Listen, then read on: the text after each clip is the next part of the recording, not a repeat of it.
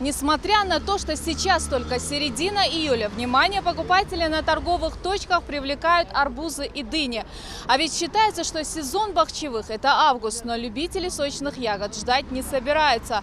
Предупредить возможные неприятные последствия от их употребления берутся представители Роспотребнадзора и члены народного контроля. Умар Тургуев – житель Чеченской Республики. Не первый год приезжает в Ингушетию для реализации бахчевых культур. По его словам, свой товар он закупает в Дагестане. И о том, что продавцы обязательно должны иметь при себе сертификат, подтверждающий качество реализуемой продукции, а именно документ, в котором указано, что товар прошел лабораторный анализ и в нем не превышена допустимая норма нитратов, он не знал. Все просто административные выборы. Торговать, да еще завод аллерсвек. Просто когда юахуyor машин, завести асумлия ашрос. Удобно, да?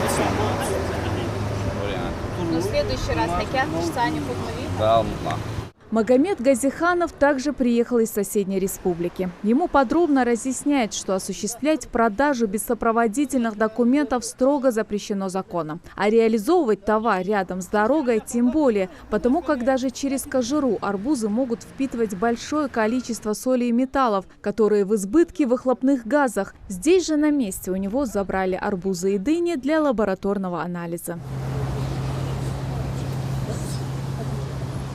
Представители Народного фронта выезжают на подобные рейдовые мероприятия не первый раз. Поводом для проверки стихийных развалов вдоль трасс стали обращения жителей республики. Мы выехали по обращению граждан, мы выехали проверить продажу бахчевых.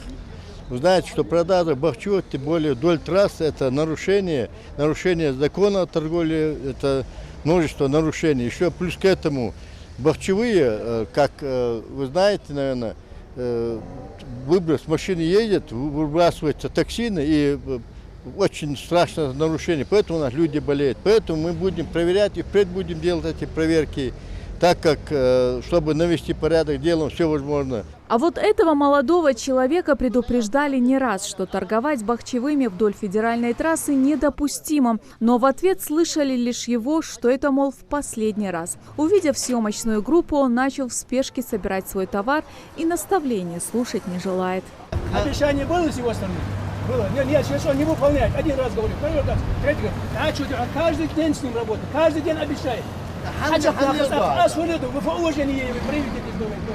И таких случаев в летний период немало. Эти продавцы, как их еще называют представители Роспотребнадзора, гастролеры, постоянно меняют место торговли.